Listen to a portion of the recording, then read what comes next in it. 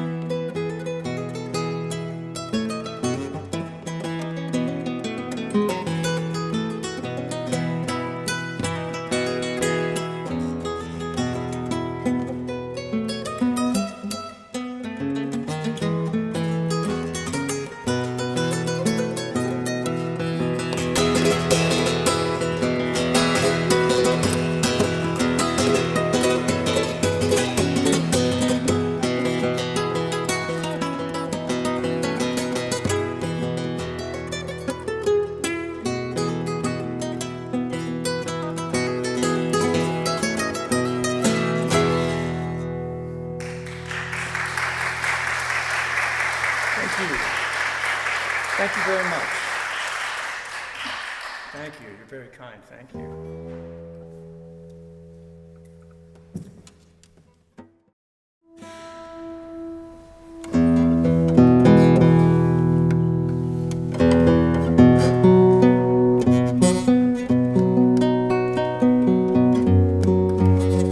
like to say just a few words about my experience with UUSF here. In June of 2004, I relocated to San Francisco after having been away for a number of years. I don't want to divulge too much into all of this, but let's just say that I was caught up in a very long, difficult relationship that I finally found my way out of. And I would happily, acknowledge today that it was the best decision of my life, but also the darkest period of my life. When I came back to San Francisco, I was a wreck. I was a mess, and I'll happily talk about that, but I don't want to, again, get into that too much. But I will say that the Unitarian Church was the first gig that I got, and it was through my good friend Millie Phillips, who's right here today. And she introduced me to Mark and encouraged him to give me a chance up here, and I played, and it kind of it became a home very quickly for me. I was immediately welcomed into the community here.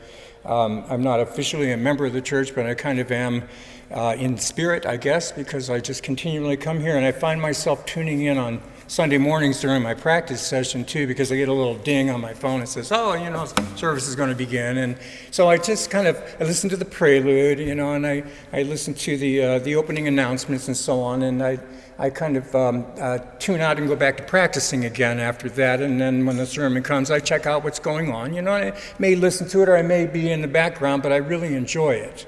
And it's become a part of a kind of a routine for me over the last, I'd say, 8 months since I've come back from a bit of a medical hiatus and some hand surgery and whatnot.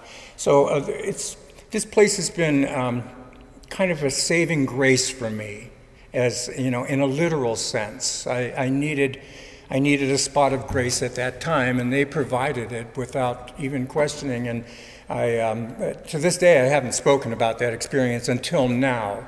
So this may come as some news to some folks here. It's okay, because life is life, and we go through things, and then we come out on the other side, and we're better for it. And so I feel like this is one of those experiences. So I have to say that I have a personal connection in many ways with this place and the people in this place. So just for me, it's become a real lift in my life. So I can't be any more grateful.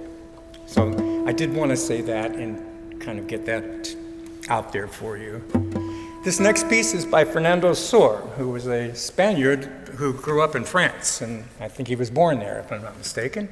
And he wrote a lot of things for the guitar, many, many things. He has publications that are still being sold today, even though he's from the late classical, early romantic period, and which is, a couple of 100 years, or 150 years ago anyway. But this is his study number 6, which is a beautiful piece in itself. It's not just a study, and I was playing it a couple of months ago, and my girlfriend Yolanda asked me, well, what is that? That's so pretty. And I said, it's just a study. And she said, oh, it's a beautiful song. So I decided to play it for you today. So this is Fernando Sor, Prelude number 6. Let me get better. It's well worth it.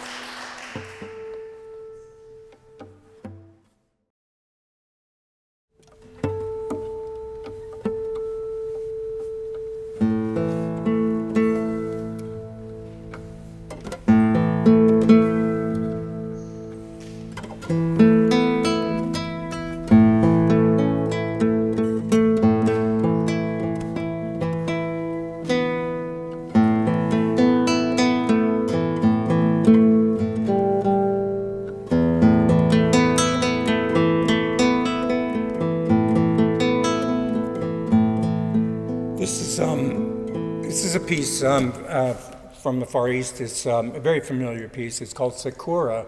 It's the cherry blossom, and I'm sure most of you know it.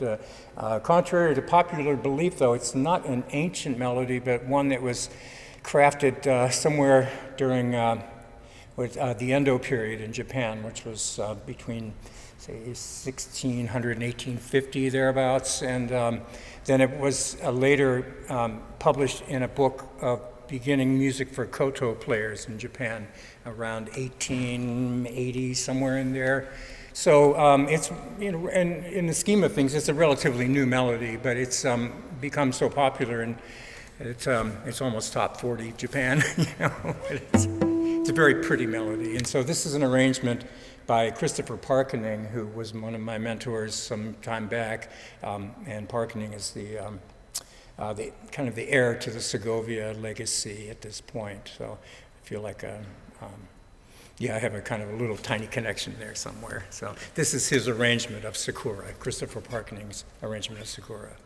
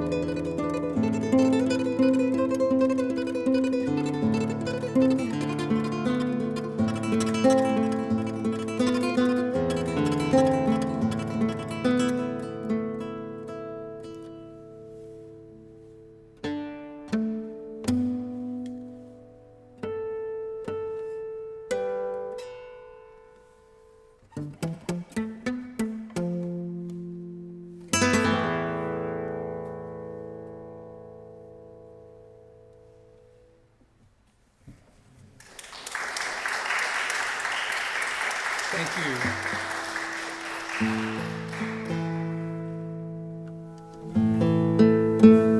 Well,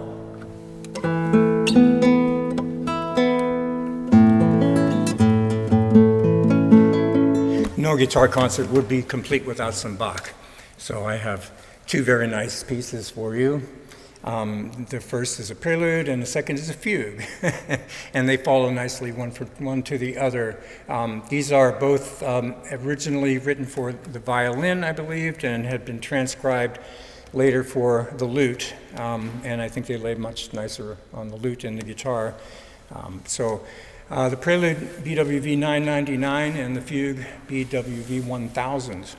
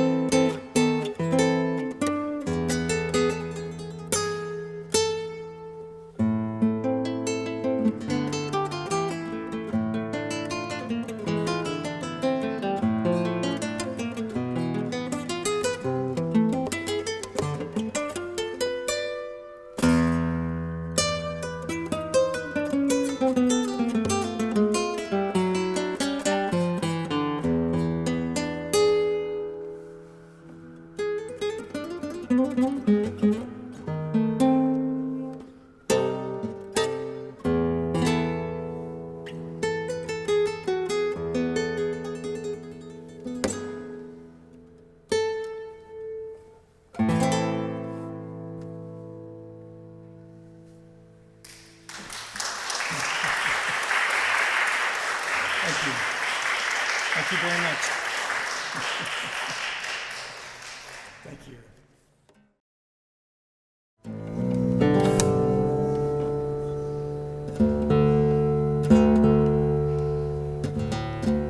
I'd like to tell you a little bit about this amazing guitar that I'm playing.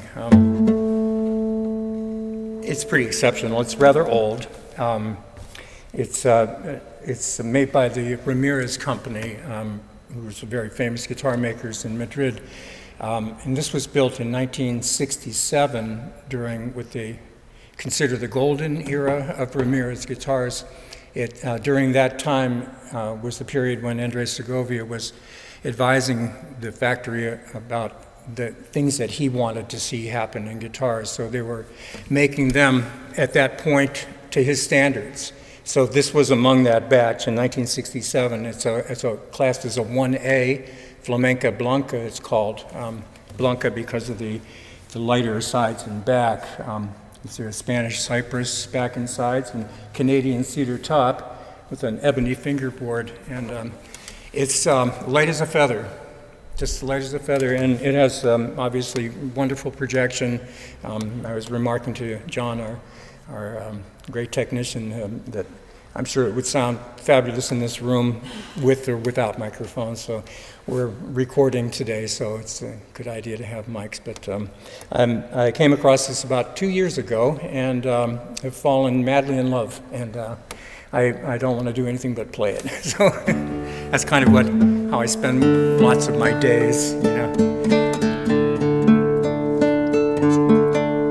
But this came to me through a company that I work for called Lark in the Morning, and they are a company, I don't know if Eric Azumi is here today, maybe not, but he's the owner of the company, and we buy and sell and trade world instruments from all over the world and from all periods of time, and some instruments that are replicas of Renaissance and Baroque and Romantic style guitars and things like that, but all sorts of instruments. And this one came through as part of a collection of instruments that the owner had passed away, and it was quite beat up. It had been misused for a number of years, so I had to do quite a bit of work. I'm the technician there, that's my day job, so I got first dibs as it passed through. And I said, how much for the Ramirez? And we struck a deal right away, and that was that. So I'm just thrilled with the guitar, and it's playing like $1 million now, so that's a little bit about this beauty here. So this is a piece by Francisco Tarrega. It's called Capriccio Árabe, and it's probably his most famous piece. According to my little bit of research, he had a couple of bands playing this piece surrounding his coffin during his funeral. It was that famous, and people came from all over. You know, I mean, he was probably one of Spain's most well-known composers at the time. This is during the, I'd say the mid-Romantic period or late Romantic period. So this is a Capriccio Árabe.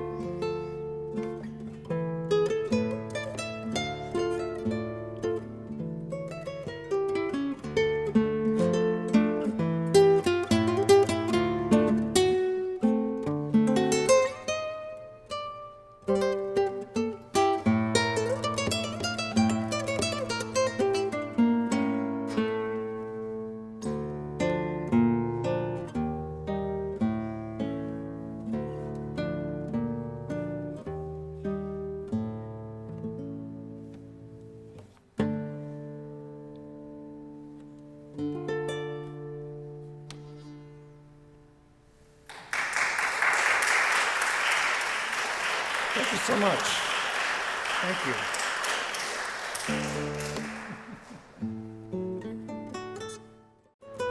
3 weeks ago, I was playing in my hometown of Youngstown, Ohio. Anybody ever heard of that place, Youngstown, Ohio? Anybody ever been there or seen it? Okay, well, it's an old town. It was in its heyday during the Second World War a major steel capital, so it was a town, a very prosperous area to be in. All of the Pittsburgh, Cleveland area, and we were smack in the middle of that. But it was also a big mafia town, and it was exactly halfway between New York and Chicago, and exactly halfway between Pittsburgh and Cleveland. So they all kind of came there just to kind of get, cool down and get away from things. And they had their headquarters set up there, and we went to school with the kids, and everybody kind of knew about it, and we didn't talk about it. We just kind of lived with it. But in all of that, after the mills closed down in the 70s, I left. But prior to that, I was involved in the music scene there and belonged to a world-renowned military band of kids from the area, made up of 100 kids at any one time from all of the top area schools, and I was proud to be a member of that for about 5 years, and we toured the world, and it was a wonderful experience, and also a member of the Youngstown Junior Philharmonic, and I played double bass in the Philharmonic, and so I went back 3 weeks ago. I hadn't been back in 25 years maybe, and I did a concert there, and it was, not surprisingly, at another Unitarian church, the First Unitarian Church of Youngstown, UUYO.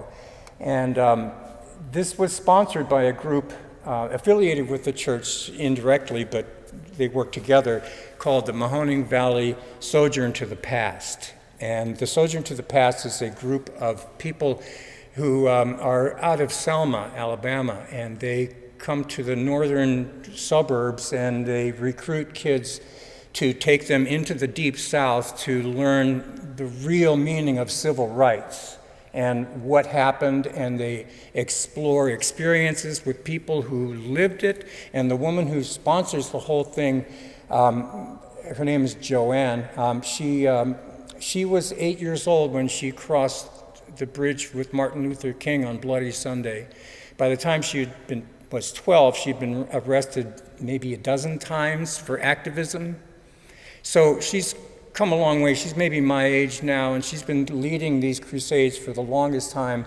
So I was very happy to do a concert for them and we raised quite a bit of money for them, and so they can send more kids down this coming year. So I think that's a great thing, and it's just another representation of how the Unitarian Church's outreach is so effective and important.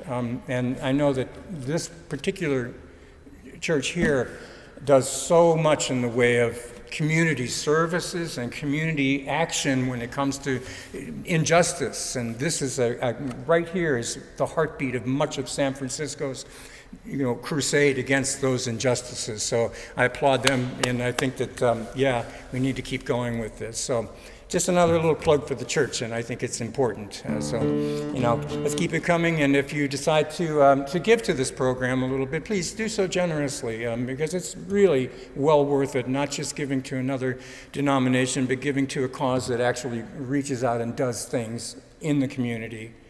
So, thanks for that. Not to, I don't want to deviate too much from the music, but this is kind of why we do music. It's part of a connection, community connection, and we can all, even though we're small in number today, but it doesn't matter because the experience is really what counts, and it doesn't, it can be for one, or it can be for 1,000, or it can be for just a handful. But it's all really quite good. So, getting back to the music here, this is one by Matteo Albeniz, who's the lesser known of the two Albenizes, Isaac being the most familiar of the Spanish composers of the, I guess, the early mid-20th century. So this particular Albeniz was from the late Romantic and, late classical, early Romantic period, and you'll hear a lot of the classical style in this piece. This is a sonata in D, originally for harpsichord.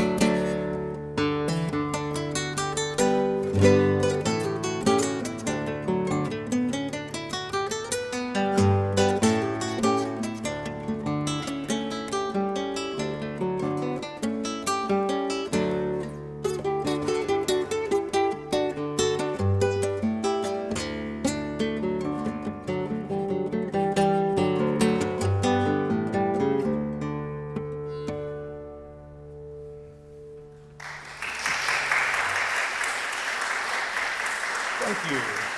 Thank you. These next few are songs from my childhood. They're when I first began playing classical guitar, I was just a pretty young teenager, and I've been playing for a while. You know, like a lot of us during that period, we wanted to play guitar because we wanted to play Beatles songs, you know, and that's pretty much what was happening. And so, thus the huge influx of guitar players in the late 60s. So, but my mother was, she was an artist, and although she appreciated the pop revolution and so on, and you know, didn't shy away from getting us records, Beatles records and so on. One Christmas I got up to 3 albums, 2 by Julian Bream and 1 by Carlos Montoya, some of the world's finest guitarists, and I was smitten. I was smitten. And when they were writing "Clapton is God" on the, you know, on the walls in London, I'm going, you haven't got a clue. You know? And to this day, you know, people are still kind of like, they just don't get it, you know? I mean, the art of guitar playing is, yeah, certainly it's risen to great heights in the electric world, and there's no question that the development has been phenomenal over the last 50 years, say. But the classical guitar, you know, that's kind of like, you know, if you can do that, you can do all that other stuff, but if you can do that other stuff, you can't necessarily do this. So this is, to me, even at that early age, was like definitely the more, like, you know, yeah, let's do that, let's do that, let's do that. And so these are pieces that I was turned on with during that period when I was just maybe 12, 13 years old, and they've stuck with me, and I always wanted to play them, so now I'm able to play them a little bit. And the Prelude and Fugue from earlier on was a pair of those pieces, and these next 2 or 3 are among them as well. This is from the Spanish guitar literature. The first one by Manuel DeFalla, yeah, is and arranged by Miguel Llobet, who is another famous guitar composer and arranger in Spain during the mid-20th century. So some of this stuff is really what I consider the meatier stuff from the Spanish guitar literature. So this one is an Adagio for Debussy, and again by Manuel DeFalla.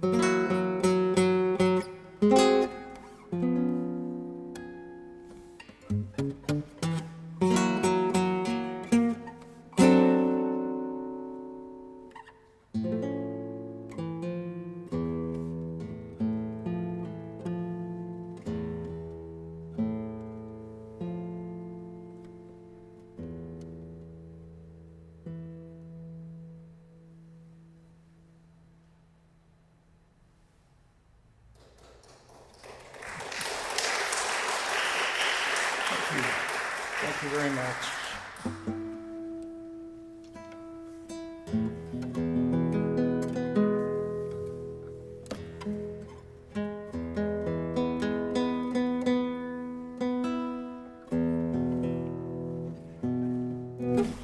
This is called Madroños. It's by Federico Moreno Torroba, who's a huge guitar composer of the mid-20th century Spain, yeah. And he wrote this for Andres Segovia.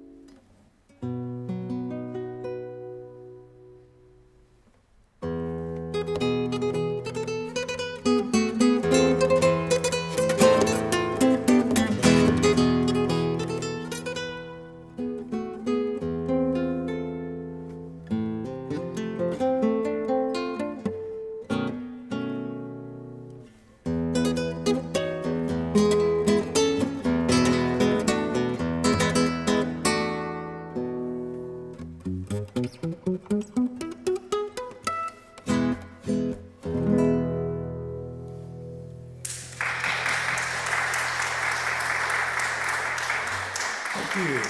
Thank you.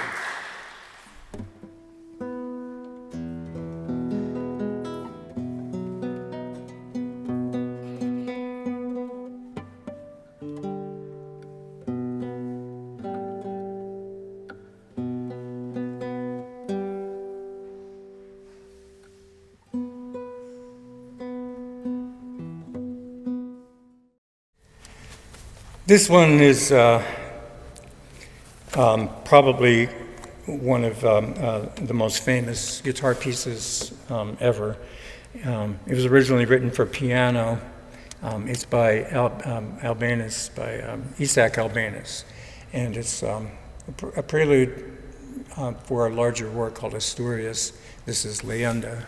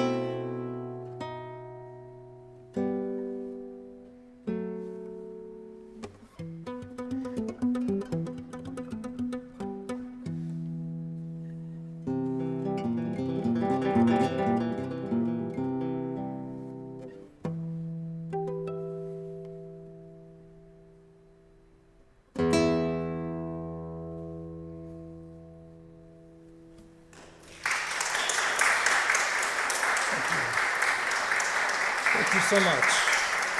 Thank you so much. Well, I'd like to finish the concert today with a lovely piece that really needs no introduction. But before I do so, I would be totally remiss if I were a musician in the 21st century and didn't mention my merch. I have CDs. I have a dozen CDs that I know a lot of you don't have CD players anymore, and I understand that you're reluctant to buy physical copies of CDs when you don't have a way to play them. So I'm also offering digital downloads. And so I'll be having those in the lobby. You can, as you pass through the doors, they'll be displayed out there. There's a dozen of them, all different kinds of music, everything from solo classical guitar through large and small ensembles, guitar with full orchestra, some electronic guitar music, a lot of all kinds of different types of things in different periods of music. Browse through them, see if you like anything, and if so, there'll be business cards out there, some blue business cards, and you can either send me an email, text me, call me, whatever. Let me know what you'd like, and I'll make it happen tomorrow, okay? So if you decide you'd like some music and you'd like either a physical copy, those are $15 each, and the digital downloads are $5 each, and that includes all of the artwork from the CDs as well as the music in high quality, format. So feel free to indulge in all of that afterwards, and it will help me out as well as much as anything, and get some of that music out there. So this is, again, I don't think this piece needs any introduction, so I'll just play it for you. And again, it's been a huge pleasure playing for you today. I wish all the biggest success for this concert series, and I hope you'll spread the word that this is happening on a regular basis. So check in with UUSF every now and again and see what's coming up next.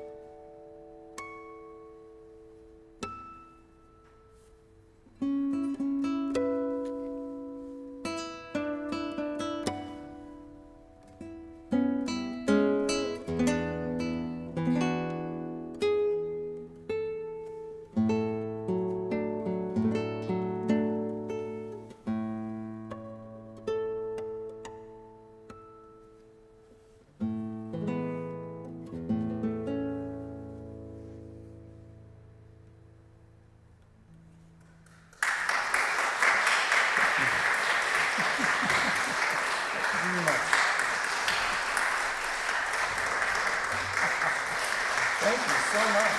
Very nice. Thank you. Thank you very much. Thank you. Thank you so much. Thank you for coming. Have a wonderful afternoon, everyone.